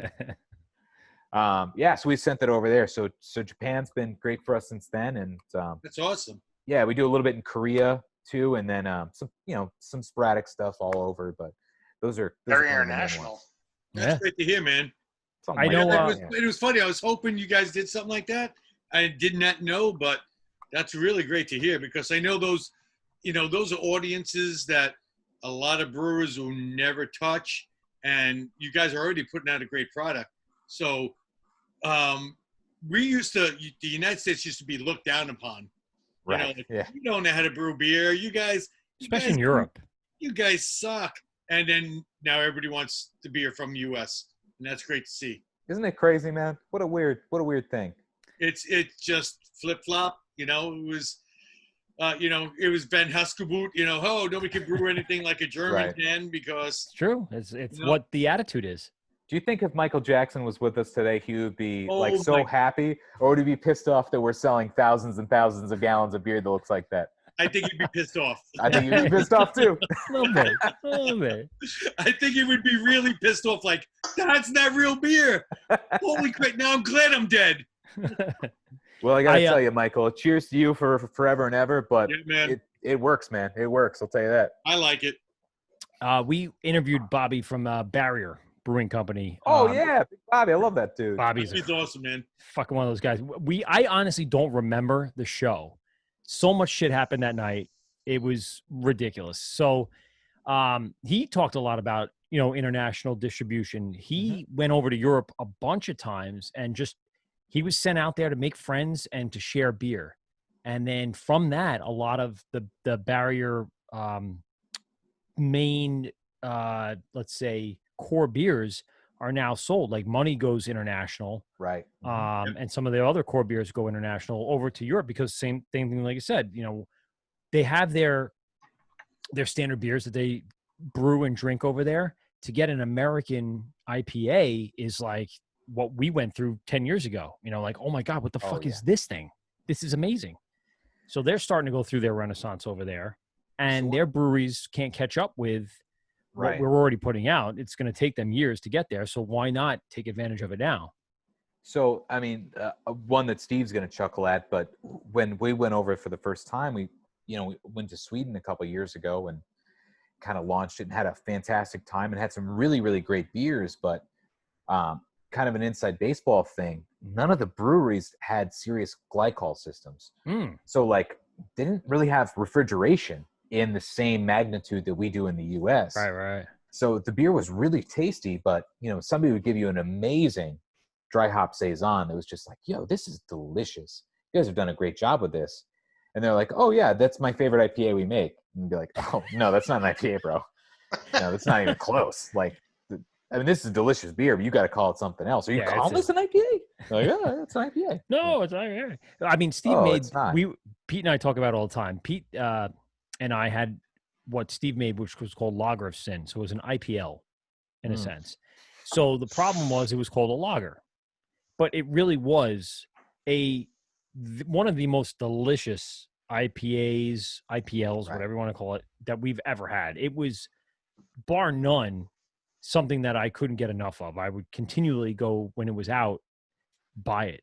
But the problem is some people are looking just at calling it a lager, right? It becomes a problem. That the first time we had Steve on, I think it was like the second brewer we had on, and I had not been a huge IPA fan. Those West Coast super bitter piney ones, just I can never really get into those. And we had Steve on, and we had an IPL, which I hadn't had before, and just opened it up for me as far as like what it was dank. It was juice. It was everything that you would want off. I'm really not okay, I think was that particular one, but Lager Sin. Yeah. So goddamn good. Yeah. And I guess when you go overseas and they think an IPA is going to be their saison base with an overhopped adjunct, dry. Is it the climate that they don't do refrigeration? Because I imagine Sweden has some colder months than we have here typically. Yeah, I really don't know. And obviously I'm majorly generalizing, right? I didn't go to every single brewery or whatever. You didn't do your fact checking, sir. But I did not, no. But it did seem to be kind of a reoccurring trend. It was just like, oh, here's like really great beer. It's just, it's missing some incredibly vital components to be this thing. That they're calling it. You're trying to make it. And frankly, like, I kind of dig that. I think that's great because we have 8,000 breweries in the U.S. So if Sweden just wants to drink our IPA, that's great. We have more than enough for them. And I would frankly love to drink some more of that hoppy saison that they were calling IPA here. It was a delicious product. It was just, sometimes the meat and the marketing don't always, match up is all. I think that's what they didn't know what to call it. So they're trying to market it as something that people can get that mirrors what we're doing over here. But they still know they're good. It wasn't a bad product, like you said, but and the other flip side is for every other country and culture besides the U.S. who want to make great IPAs and they're wondering why their IPAs aren't as good. is because they're probably still under the fictitious notion that they're supposed to make money when they brew IPAs. And that's just not going to happen. That doesn't happen in the U.S. That's no. So you got to check your European sensibilities or your Canadian calm when you're like, oh, well, I don't think that beer is going to make us any money. It's like, you're right, it's not. So there's no benefits in the conversion factor of euros. It's not really not clicking. No. Shucks. So that's the number one So close. for sure. Fiddlesticks, Carl. Fiddlesticks. Right, and if you can't move a lot of those beers out of your brewery, you know, Right. that's another strike against. So And so I think again, that's the another biggest point where thing. the state kind of What you guys are doing is you're moving volume. You guys are pushing, like you said, the core beers, not a huge amount of variety, but like a good amount of variety, but massive quantity. I think that's what really has truly defined your brewery at this point, because now I see the same ones on the shelf. Electric Blue as being a relatively not seasonal, but you know what I'm saying. You only brew it every so often. But Weird and Gilly, I've seen a number of times, and now, you know, 365. Yep. Yeah, exactly. And Is This Real Life, which I'm about to crack in a few minutes, you know, really again defines the brewery. And I feel like every time I've had a single cut beer, I've never been disappointed. It's just, thanks, man. I'm not trying to kiss ass. I'm being serious. No, and I'm being serious too. It means a shit ton to us. I mean, and frankly, I got to throw it up the ladder here, or up the chain of command. I mean, the reason why we can have consistency and be as good is because Rich, who owns the place and has his entire life on the line, you know, and his name is, you know, so much liability, you know, comes to him. He's the one who chooses every day for the last 8 years that he's cool with, like, hey, I didn't do this to make money. If I wanted to make money, I'd stay in advertising. It's true. So we can throw a lot of that back into our product. And that's not to say that our things are cheap or, you know, we're losing money.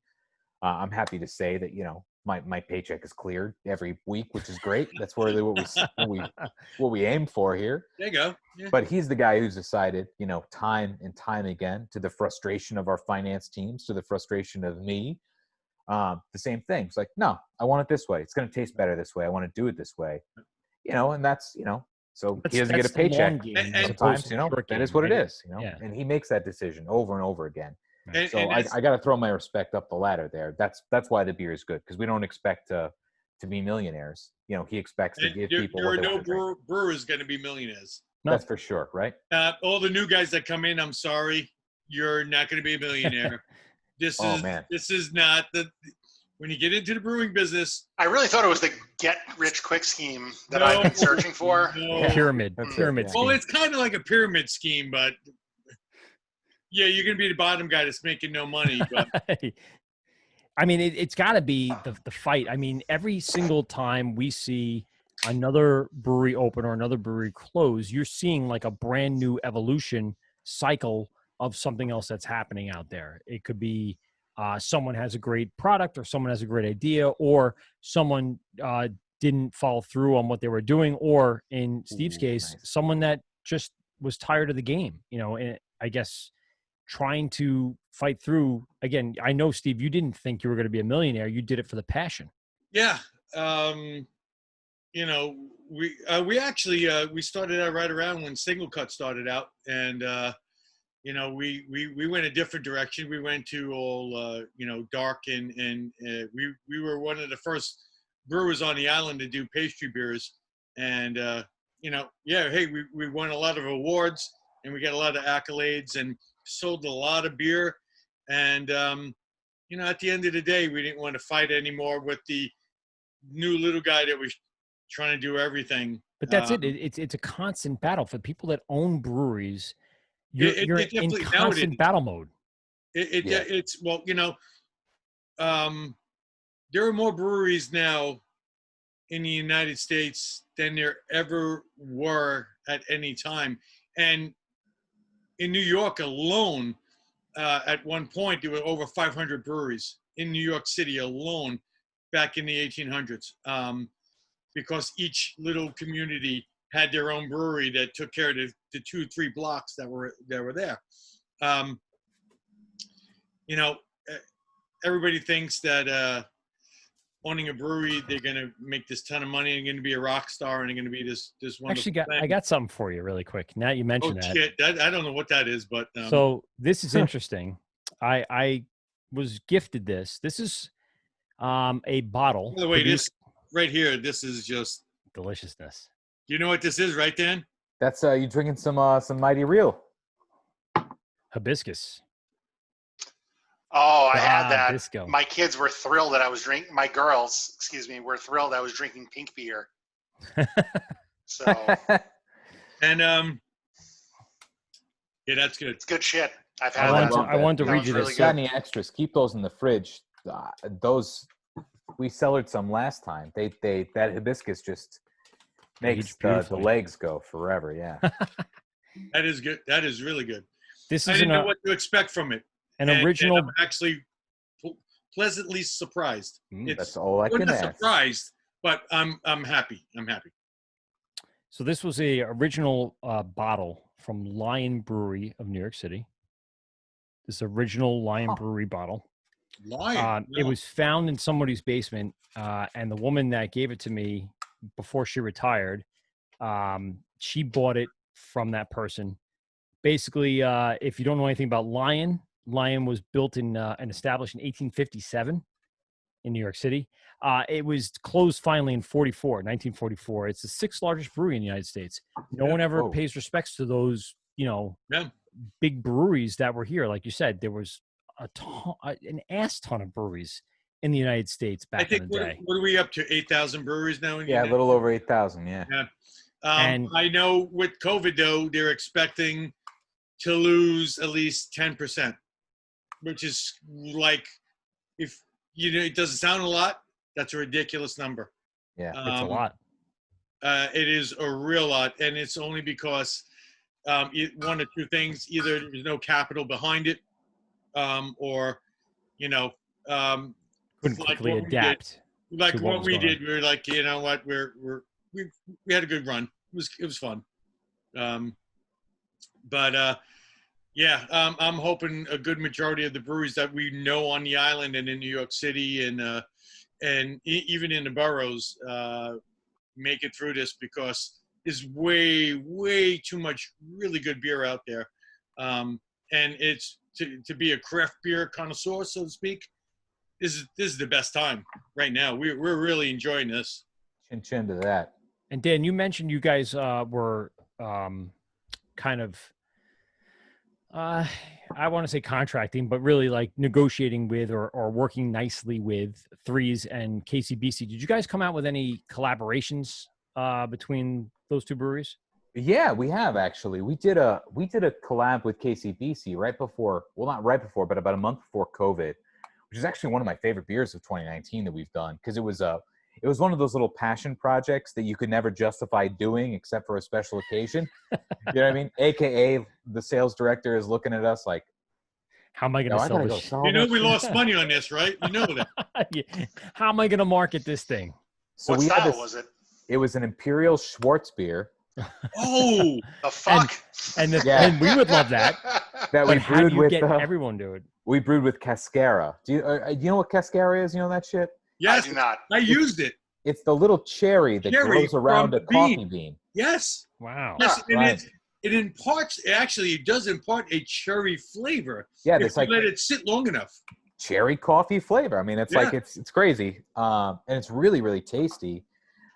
It so happens that our good friends opened up New York City's best goddamn coffee roaster, just a few blocks away from the brewery. They do all wood-fired coffee roasting. Mighty Oak Coffee Roasters. If you're ever in Queens, it's worth just go by and get a coffee, get some beans. It's incredible. Little tiny shop in our neighborhood. It's beautiful.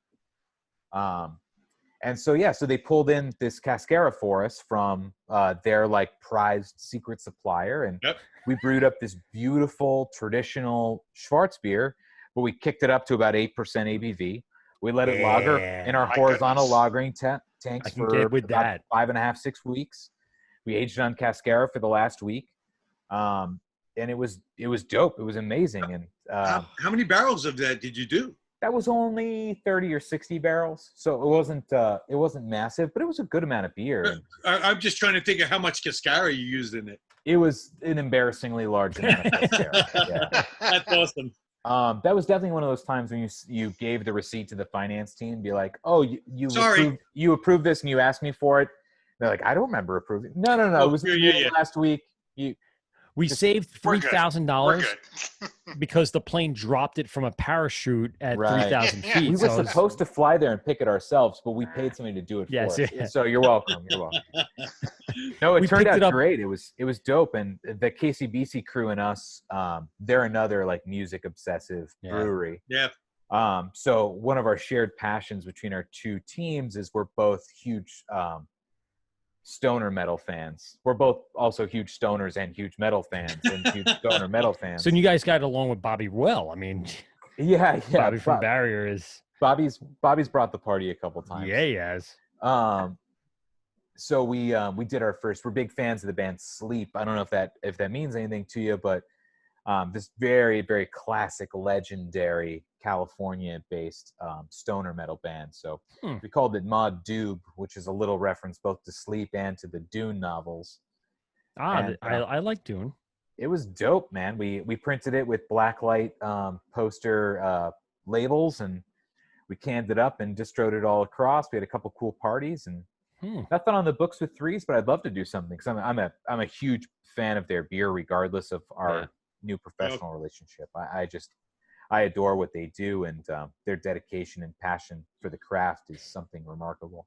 And they're big on lagers as well too. Yeah, if I'm not mistaken. And incredible quality for sure. So their lineup is very versatile. I've been there once, and what they had, I went, wow, it's like something for everyone. If you wanted that double, you can have the double, or the double dry hop, or then the lager, or the pilsner, or just something. They do a great job. And that's after our heart too. We're big believers in not every brewery should be an all styles brewery, but if you can and you do it well, that's something to really tip your hat to. They do foeder lagers, which is super unique, which is awesome. But they don't have horizontal tanks. I think the only thing I've had from them is Short Fuse, which is like a smoked foeder. Yeah, smoked foeder lager. Yeah. Delicious. I just got a delivery from them this week, so I've got some Vliet pills in my fridge, and that's great. That's pills great. is good, very tasty, and we got and some Echo of Nothing, that Mexican lager that we made those tasty micheladas out of. Now, anybody that's out there that's listening and they hear foeder, it's a wood vessel. It's what you would ferment your beer in. Instead of being stainless, it's wood. Sometimes they are been steamed where all the oak flavor is out of it, and they just use it for bugs. So you can collect any of your sour bugs in it and just reuse it again and again. Or it does have an oak flavor to it, or depending on whatever the wood was, we'll add, partake in some of the flavoring for the beer. Those are becoming pretty popular foeders, right? I know Fifth Hammer. Allagash has been using them forever. Trogs, I know, had them installed. And I know Fifth Hammer got a bunch, and then they got it the week after we were there, or they got it the week before we were there. They were there and not brewing. That's correct. When they were they got there the week before, I think we had the show.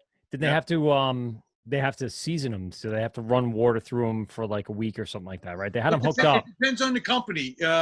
Some companies will deliver them to you already steamed, where there's no more oak flavor, but it will trap any of your yeast particulate. Then, so is that if you're brewing sour beers, you don't have to worry about it infecting any of your other brews? Is that the? It depends on what you're doing. If you're doing a wild yeast or if you just, it will inoculate your beer with whatever yeast particle that you're using, so that it doesn't cross-contaminate whatever else you're doing. Whatever you're putting in it, it's what you're putting in it. You're not gonna put your normal IPA in that anytime. Right.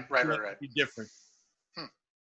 It would no longer be a normal IPA, though. That's it would not be your half stack or anything like that. It'd be a Swedish. So I made a really good decision, and I went and got more electric blue. Yeah. But the bad decision is that's the only beer I got. So I went and got literally one beer. Uh-huh. But And it been was good drinking it beer. the entire time. It is. You're in dire straits for the rest of this show. No, well, I'm gonna just have to make another trip. That's the problem. Yeah, that's how I was gonna say. He can just go back to Flag and get Is This Real Life, which is gonna be delicious. Well, I know not to plug another brewery, Well, but I tried Water they Taxi. Yeah, Water. I think I beat all you guys because this is It's really good. Yeah. I had That's that. digging. Terrific. It was very, very good. Different. Thanks. Summery. And a dope clause on that beer too, for sure. This year, My kids were 10% thrilled that I of was drinking. Like now, every time beer. I talk beer, they have to ask me how many different fucking colors the beer can come in. So Same thing with mine. My kids they were as you very excited heard- about that. Yeah, and that you'd give me that can, Mike, of from Root and Branch, that sour that was purple. Yes. That blew their fucking minds. That a beer was purple. So they got purple, they got pink. Those dudes And make now this- crazy sour. Dan, do you guys produce any sour IPA, sour adjunct? What's the Oh yeah, sour game looking like? sours. Yeah. Yeah, we got a bunch. We are kind of one of those all styles breweries, so we do You a did bunch a couple of bottle sours, right? We did, yeah, just a couple weeks ago. So we don't do the foeder stuff. That's awesome. I just don't know where we would ever put them. We instead in Queens have little Grundy tanks. So we've got little 7-barrel tanks. So they're like independent stainless steel. They all have their own little microflora blend in each one of them. So we have our own house Brett blend that we got a few years ago, which we picked up in a barrel, and Y Yeast propagated it and stored it for us. So a few of those have that Brett blend in there, and some have some lacto and petio blends. And our head brewer in Queens is still actually a very active and exploratory home brewer, but also baker too. So he's a yeast obsessive. He's got a whole bunch of different cultures. Just so a few bread of and them beer are- all day. all day. Yeah, yeah. You guys Patio came till out with can't patio no more. Yeah, exactly. You guys came out with Reality is a New Fiction, the oak age sour. Right. That was blackberry and lime. Yep. And then you had the Mecha, and you have to say Micha. Yeah, you got two more. The You other own two one. more. And that was Four- on the four Michas. Four Michas. There you go. The cranberry and Pinot Noir barrel. So that had to sit for a little while. It did, yeah. And those are all Alan Bush is his name. He's our head brewer in Queens. Those are his babies. So yeah, those went in around right after Thanksgiving for a Micha. And that sat there for that whole time on Pinot Noir and on cranberries, and we just bottled it up a couple weeks ago. That's awesome. It bumped Yeah, it up it's to super- like a 7.5, which was It did, awesome yeah. for a sour. Yeah. And I would imagine that's another one of those things that's not a profit generator. It is certainly not, sir. It's It is not. By But no it's means. goddamn delicious. We for those we actually use a mobile bottler. So he brings a bottling rig to the brewery because we just don't have room in Queens, 5,000 square feet. We can't store a bottler when we're not using it. And I did an actual non-comic spit take when I got the invoice for that. It's like there's like 2 stacks of cases of beer, and I think the bill was taller than the pallet was, but I was looking for my bottler. I have the red old school capper. Stop it. Stop it. Yeah, it's here somewhere. I don't know where I put it. It's well, after that bill, we're going to be doing that next time. So Yeah. And we're then going back wax. to our It's roots. got dip in wax. Yeah, no, You it's know what? homebrew 101. So Dan, my question I ask every single person that comes on this on our podcast, on our show. Radio show. Yes, It's in radio podcast show. form afterwards. We are live, sir. This is true. I messed up today. God, you're a fucking nerd Just kidding. sometimes, Mike. I'm very, I don't give a shit. All right. So for you, what was the first beer first craft? Yes, you need to have that look. What was the first beer that really busted your cherry craft wise? Oh yeah. What is the style that you really, really enjoy? Mm-hmm. And what is the beer that now you drink besides anything from Singlecut? Oh man, that's dope. I love all that. The first one is easy, but it's a 2-way tie. I told you I'm from San Diego. It's where I grew up. It's where I went to college too. So for me, AleSmith X, their extra pale ale. There you go. that was my first go-to. We would buy those bombers before band practice and split them around. We quickly figured out in college that the Natty Light half barrel is $80, right? But it's only 4% alcohol, and you could get Stone IPA at 7.2 or 7.5, whatever it used to be. Boom. Or like $1.40 if you had somebody over 21 buy it at the brewery. So that was a very quick math lesson for us. So AleSmith X and then Double Bastard very specifically. Okay. Nice. I think I've got a Magnum up there. That's not Arrogant Bastard. That's Double Bastard. No, it's Double Bastard. I got a DB up there. I have one of those somewhere sitting on the old Arrogant Bastard. I love that goddamn label. Yeah, it's so good. Love the label. King of labels. For beer that I love drinking outside of Single Cut, which is an important caveat, company men all, would have to say Single Cut if not. Man, I mean, like the thing that fills the fridge, for day in and day out for, outside drinking, the Modelo's and the High Lifes and all that stuff, whatever. Oh. As far as like craft beer locally, I've always loved Transmitter out in Brooklyn. Yes. Really great stuff and amazing people. Yep. All like business ties aside, I love Threes, as you could obviously tell. I'm a huge fan of their beer and what they've been doing since they started. And then like going out like a little further, I mean, there's just so much great beer in New York State. Obviously, Suarez gets all the brewery love and he deserves it. The beer is incredible. I swing by all the time going up and down from the breweries and all that good stuff. And then nationwide, I'm still a big Stone fan. It's very much what my taste DNA is. So for me, a lot of stuff that comes out of that brew house is just really keyed in for where my palate is. So I love it. What about style? What is your favorite style? Favorite style? Oh, that's great, man. I love a great Vienna lager, which is like perfect. I love Märzen too, and I would drink a 365. And a Vienna lager is, a lot of people don't really understand. They hear lager and they're like, oh, but a Vienna lager is really, it's a niche. It's a unique beer, and it's so, if you really get a good one, it's so crisp, dry, just wonderful. Transcendental, bro. Yeah. Yes. Like the snap from a Slim Jim, just done. And I love classic English styles too. So a good pint of bitter is really like where I'm at. Nice. I love that all day session stuff. Spare tire aside, you gotta be mindful of those ABV counts when you're out and about in the world, Yes. Steve, I don't think anyone we've ever asked you what craft beer bit you, and what's your favorite style these days? Don't say other half, because you've been drinking a shit ton of other a half. lot of other half. For like a week straight other half. Finally got that other half distro, man. You can find those cans now. You can get it anywhere. A buddy of mine, his daughter lives literally a block away from other half. So he goes in to visit her every week, and what does he do? He comes home with all the new stuff. There you go. And then he drops by my house and goes, "What do you want?" I'm like, all of it. Based on the photos we saw from July 4th weekend. Yeah. All of it. Yeah, it's good to me.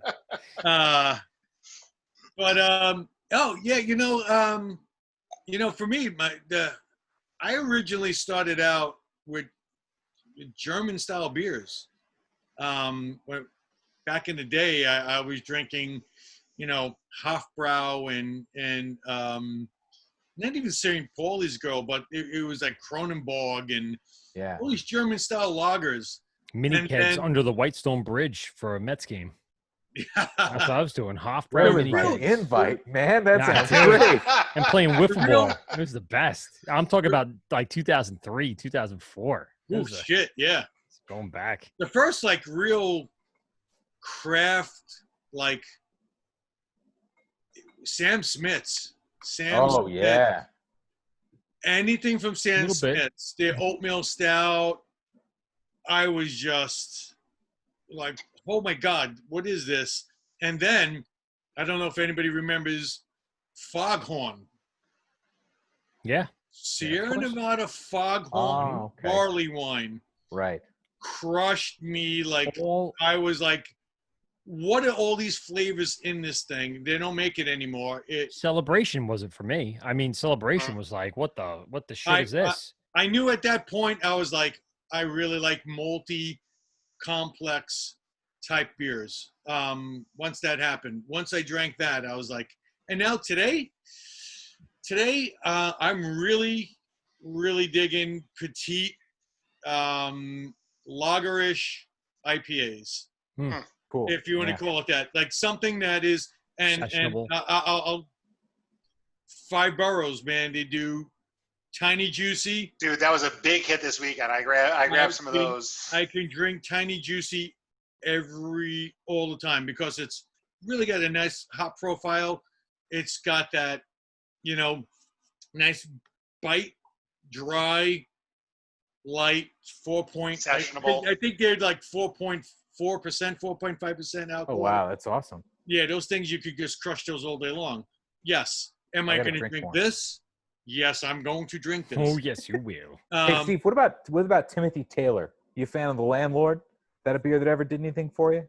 Of course, again, I became such a English style guy, and then my own style came along was pastry stout, but we did English style. Yeah, that's a hard one.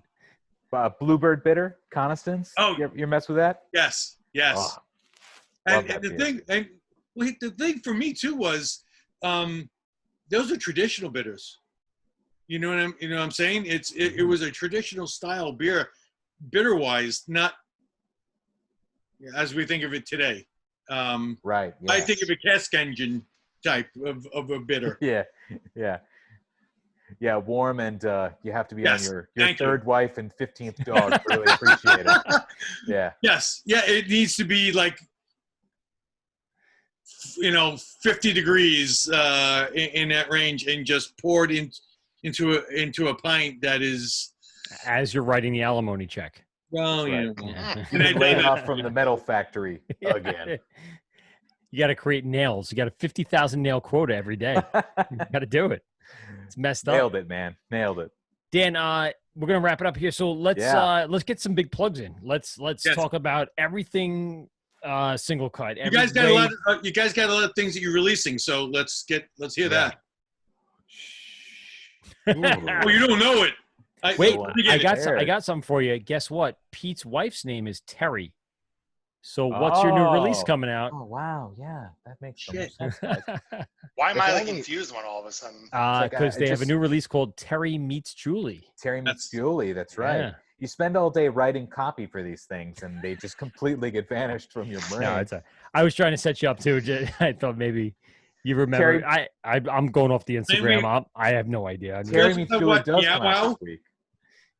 And if you listen to the word, you get the inside scoop, because otherwise you'd have to be a subscriber to our insiders mailing list to know this. Ooh, how would you do that? How do you do that? At singlecut.com, of course. God damn it.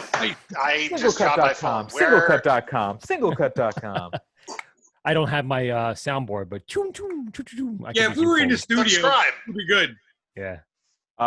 We have Psychedelic coming out this week, which was one of our biggest hits of last year, but it was draft only. We've never canned it before. So what was that? It's part of our genre series, which is our our synesthesia series of beers. Okay.